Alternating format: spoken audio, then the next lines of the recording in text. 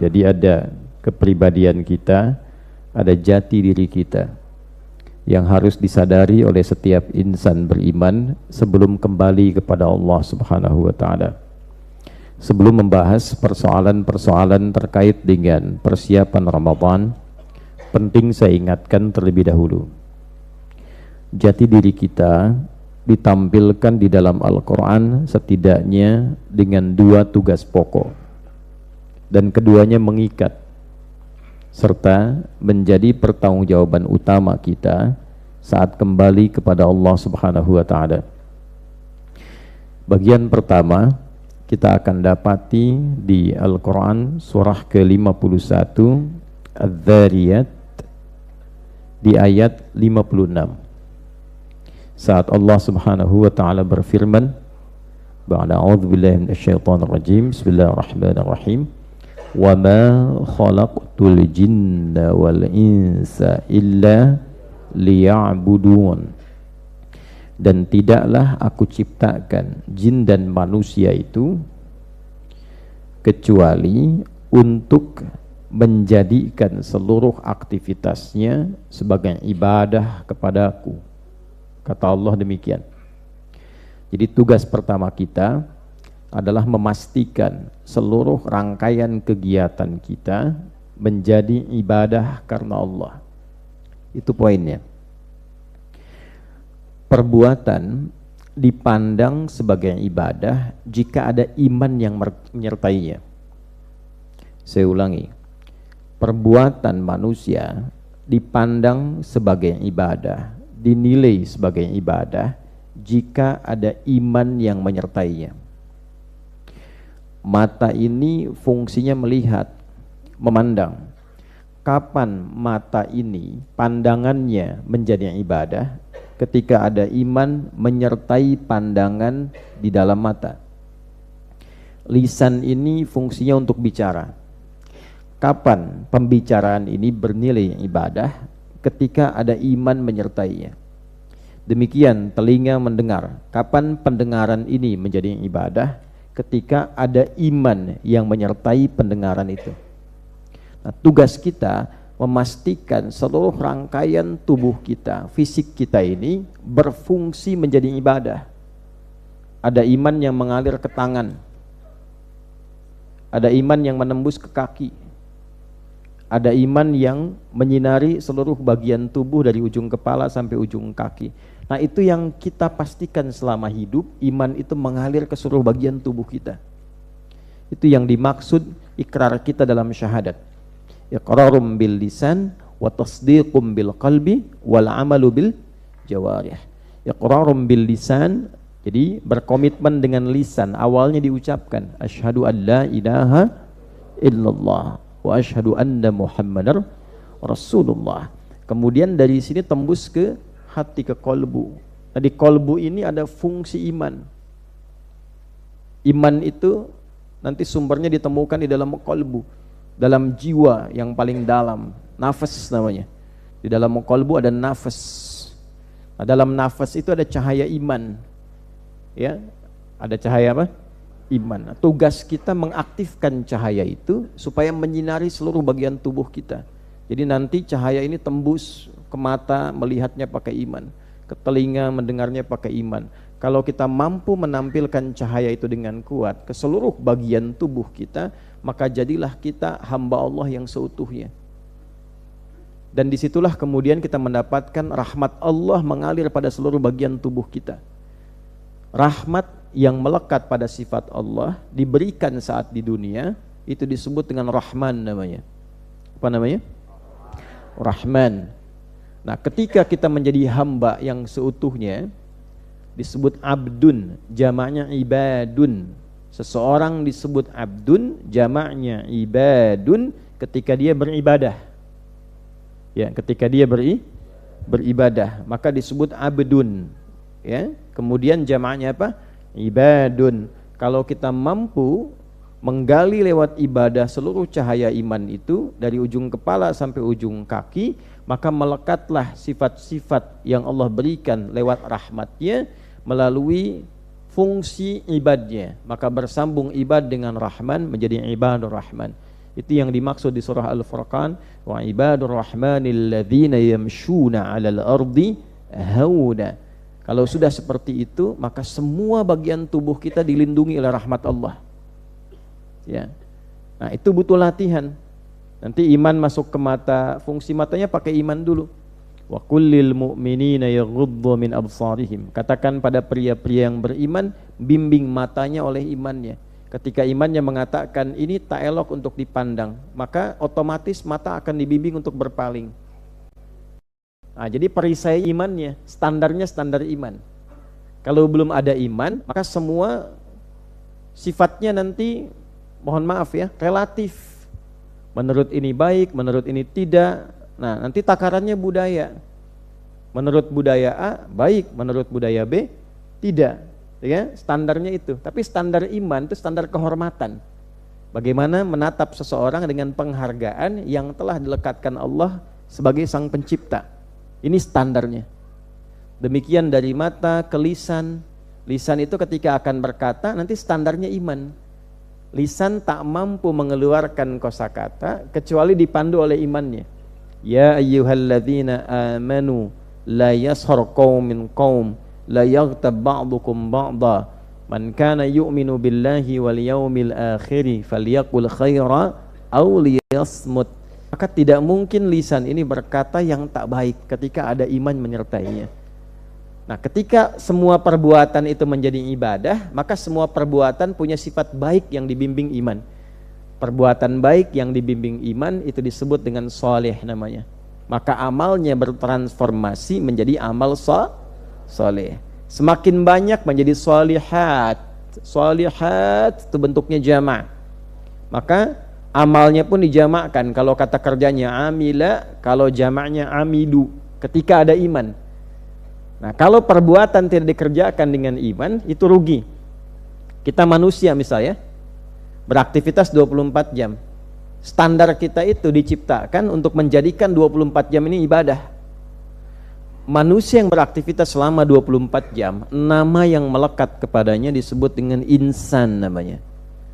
Ya, insan itu nama yang dilekatkan pada manusia menunjuk pada totalitas aktivitasnya sehari 24 jam. Kalau karakter sifatnya lembut, ramah, itu ins namanya. Apa namanya? Ins. Ya ma'syaral jinni wal ins wa ma khalaqtul jinna wal ins. Nah, itu dipasangkan dengan jin. Pasangan ini disebutkan 18 kali di Al-Qur'an. Ya, dan itu maknanya langsung berlawanan, paradoks dalam bahasa kekinian. Jadi kalau jin tersembunyi, ins itu tampak. Jadi setiap kata di bahasa Arab yang dimulai dengan jim dan nun, kecuali jun ya, kecuali jun, ya, itu tersembunyi artinya. Jin, janin, jannah, jinnatun itu tersembunyi. Ya, jin kenapa disebut jin? Karena fitrahnya tersembunyi. Oke? Okay? Ins itu tampak. Jadi kita makhluk tampak, jin makhluk tersembunyi. Kalau ada jin melakukan penampakan, itu jin sedang punya masalah. Ya, nah, manusia yang cari-cari penampakan jin, itu konslet. Baik ya. Jadi jin itu harus tersembunyi, tidak tampak Pak, harus tersembunyi. Sebaliknya manusia itu harus tampak. Jadi kalau ada manusia yang suka sembunyi-sembunyi, suami ibu pulang ke rumah sembunyi-sembunyi, berarti sedang sedang ada masalah, gitu ya. Ketemu teman dari jauh, tiba-tiba lewat jalur lain yang sembunyi gitu, berarti sedang ada persoalan. Itu gampang, sesederhana itu. Nah, manusia itu ins dari kata anusa, yang sesuatu yang lembut, halus, ramah. Sebaliknya jin itu bawaannya kasar, ya, kasar, tidak ramah. Itu secara fitrah yang melekat pada nama. Makanya yang disebut makhluk halus itu antum. Nah, jin tidak halus, jin itu bukan makhluk halus, makhluk kasar. Bawaannya, bawaan secara fitrah demikian. Pernah nggak melihat orang kesurupan kemasukan jin jadi lembut misalnya? Tidak kan ya? Kan meracau gitu demikian. Nah, manusia itu lembut. Oleh karena itu nanti dipertanyakan ketika ada manusia yang tumbuh kasar. Kenapa bisa kasar gitu? Kenapa bisa urakan? Nah, berarti ada fase pertumbuhannya yang tidak sejalan dengan fitrah kehidupan. Itulah sebabnya kenapa Islam itu secara total memberikan bimbingan dari sejak dalam kandungan. Supaya terukur, Pak. Satu-satunya agama di muka bumi ini yang memberikan bimbingan secara presisi dan detil dari sejak mulai kandungan sampai terlahir, sampai tumbuh, sampai remaja, sampai dewasa, sampai meninggal, itu cuma di Islam. Dan tidak ada satupun orang yang dulu menerima Islam sejak pertama turunnya kecuali berubah pribadinya jadi orang paling lembut yang pernah ada di bumi. Lembut, kalaupun harus keluar itu menjadi tegas, bukan menjadi kasar. Ya, amarah itu bila ditempatkan pada yang benar, dia menjadi ketegasan dan wibawa. Itu poinnya. Nah, nanti ada bab yang lain untuk mengkaji itu. Manusia ditinjau dari sisi genealogi, asal keturunannya yang tersambung ke Nabi Adam disebut Bani Adam. 7 kali disebutkan dalam Al-Quran. Jadi ketika kita disebut ya Bani Adam, ya Bani Adam, tujuannya 2, menetapkan kita yang memiliki asal mula keturunan dari awal manusia, yaitu Nabi Adam alaihissalam. Ya. Nah, kalau ada yang ingin berketurunan dari yang lain itu masalah sendiri gitu ya. Nah, tapi kita ditetapkan oleh Allah keturunan dari siapa? Nabi Adam. Nah, yang kedua kita mesti belajar. Ini poin pentingnya. Bagaimana kurikulum yang Allah berikan kepada Nabi Adam sebelum turun ke bumi. Itu ada penjelasan, aktivitasnya akan begini, tugasnya seperti ini, tantangannya seperti ini. Bila dikerjakan tugasnya, ini hasilnya. Bila terprovokasi oleh setan, akan seperti ini nanti persoalannya. Bila salah arah, kembalinya seperti ini. Itu harus dipelajari supaya kita paham bahwa kita punya misi kehidupan yang sangat berharga. Kita punya pola hidup. Bahasa keren sekarang tuh ada algoritma kehidupan. Nah, miniaturnya itu di kehidupan awal Nabi Adam sebelum turun ke bumi. Ada trainingnya itu. Itu nanti yang kita baca di Al-Baqarah dari ayat 30 sampai ayat ke-39. Kita temukan di situ. Nah, kemudian yang keempat, manusia dalam sudut pandang sosial yang bukan makhluk individual. Manusia makhluk sosial yang sifatnya bergantung akan komunikasi, interaksi, hubungan dengan sesamanya. Tidak ada makhluk yang bisa hidup sendirian dari manusia itu. Pasti butuh yang lain. Maka turunlah panduan-panduan dalam Islam. Panduan tentang bekerja sama, panduan tentang saling mengenal, ya, tak kenal maka ta'aruf, Bu. Tak kenal maka ta'aruf, ya. Jangan langsung sayang aja. Ya. Bukan kenal tetangga nggak mungkin langsung sayang kan. Baik. Jadi ta'aruf, kerjasama sosial, membangun hubungan keluarga, masyarakat, sampai bangsa dan negara, lengkap sekali. Tidak ada di muka bumi ini panduan tentang interaksi sosial, hubungan dengan sesama selengkap yang kita temukan dalam Al-Quran, dalam hadis dan referensi-referensi keislaman. Nah, yang memiliki interaksi positif dengan kegiatan harian kita secara total dan menjadi irisan pembahasan kita di pagi hari ini adalah nama insan. Nah, itu intronya masuk tuh. Baik. Ya, itu. Saking pentingnya bahasan ini, pengingatnya banyak. Baik ya. Insan. Saya jeda sejenak. Nah, pas kan?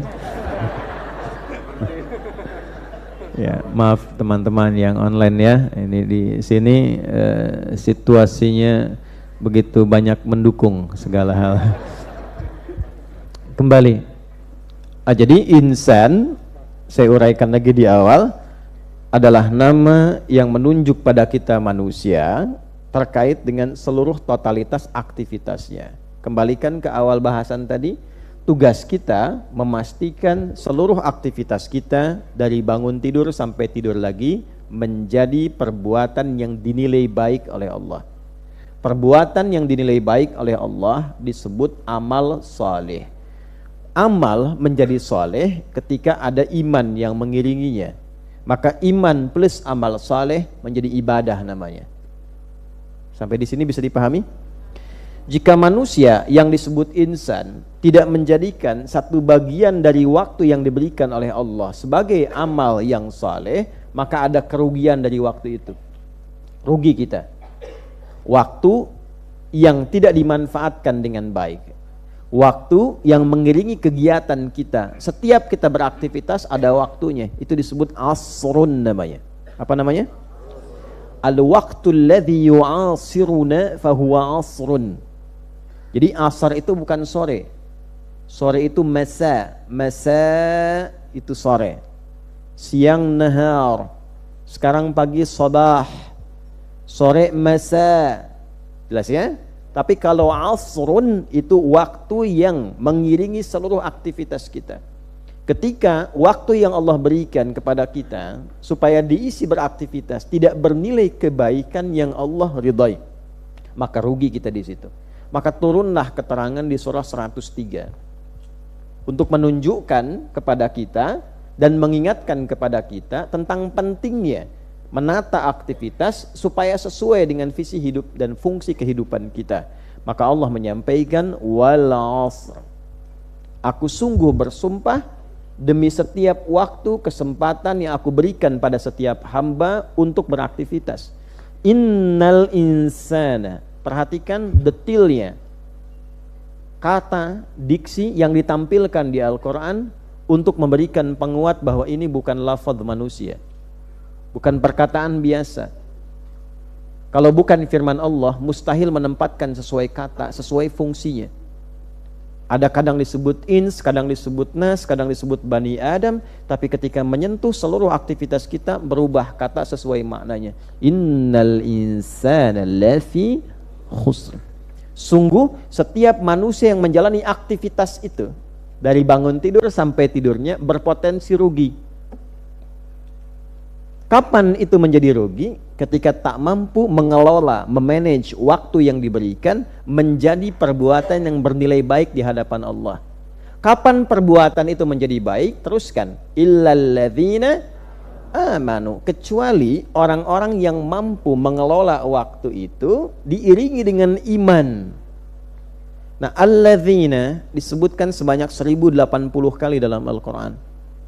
Menunjuk, ini kata konjungsi, kata sambung yang menunjuk pada objek nanti menjadi subjek untuk melakukan. Ditunjuk oleh Allah kepada siapapun tanpa sekat. Alladzina itu mencakup semua tanpa kecuali. Jadi Allah memberi kesempatan yang setara pada siapapun. Keadilan yang setara. Tidak dibedakan mau laki-laki, perempuan, lintas jabatan. Jabatan tidak berlaku di sini. Punya kedudukan tinggi tapi tak mampu mengolah menjadi amal yang baik menurut Allah, tidak ada harganya di hadapan Allah. Punya ilmu yang banyak, pintar sampai jenius, tapi tidak punya karya yang bernilai baik di hadapan Allah, tidak ada harganya. Nah, kapan itu bisa berharga di hadapan Allah? Illalladzina amanu, ketika perbuatan kita bisa diiringi dengan iman. Ketika iman bertemu dengan amal, maka menjadi wa'amilus salihat. Iman bertemu amal. Itulah tugas kita untuk saling mengingatkan dan bersabar menjalani itu dalam kehidupan. Watawasau bil haqq, watawasau bis sabr. Itu tugas pertama kita.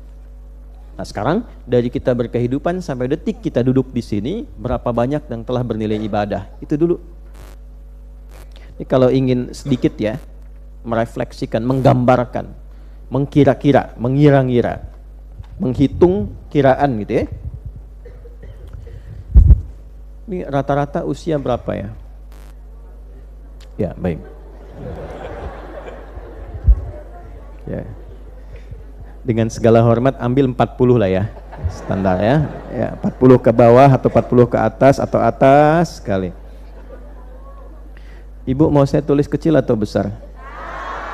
Baik.